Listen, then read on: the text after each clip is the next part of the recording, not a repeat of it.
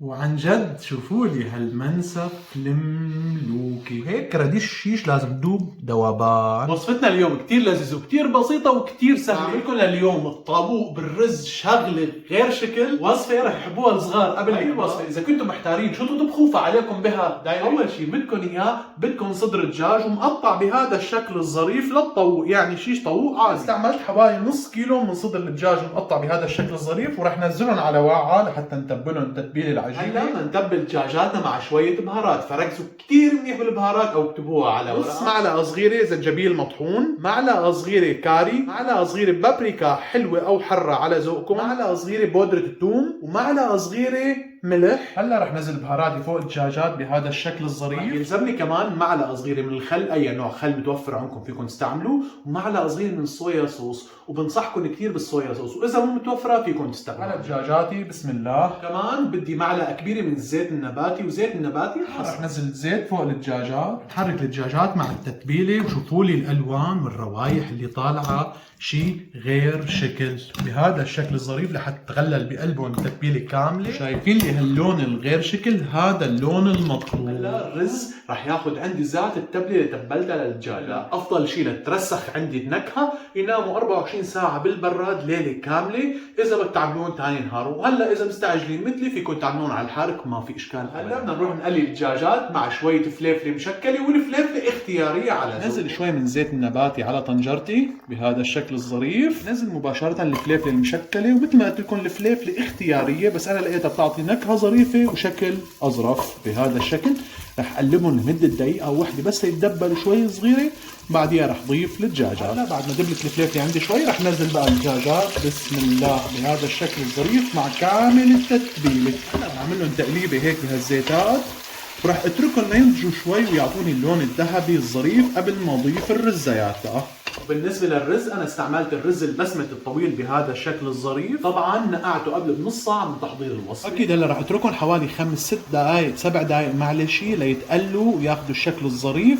طبعا الريحة اللي طالعة منهم شيء بشهل. وهلا هيك صارت أمور الشيش عندي غير شكل، تفرجوا لي هالمنظر، نيفة راح ونيفة. هلا رح نزل عليهم من الرز مباشرة بسم الله بهذا الشكل الظريف، وراح اعمل لهم تقليبه دغري معهم مشان يتنكهوا من ذات النكهه ومن ذات اللون. شايفين بدي خليهم يتغلغلوا بقلب التتبيله ذاتها، تفرجوا اللون اللي اخذته غير شكل.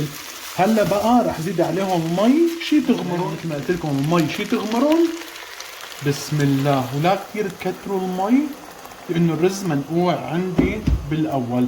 وهلا رح اتركهم يبقوا بقى غلوه وحده، ووطي عليهم واتركهم على نار كتير هادي، وشوفوا لي اللون اللي رح يطلع شيء بشهي القلب. مجرد غلت اول غلوه رح غطي عليها بقى واتركها حوالي الربع للثلث ساعه ليفتح الرز عندي كله. وهلا رح نفتح عليها بعد ثلث ساعه، وشوفوا لي منظر الرز، شوفوا اللون لحاله تاريخي. كمان انا عاملها معامله المندي وما ندخنها كمان مع فحمه غير شكل. رح نحط وعاء فيها شويه زيت نباتي، هلا رح احطها الفحمه بقلبها هيك وتطلع هالدخنه، ورح غطي عليها بقى وهدي عليها حوالي 5 دقائق لحتى تغلغل فيها. هون انا سكرت هي الفتحه اللي بغطى الطنجره كرمال ما تطلع الدخنه لبرا عشان كلها تغلغل بقلب طبختي. هلا بعد 5 دقائق رح افتح عليها بسم الله، الريحه اللي طالعه شيء بشهي القلب.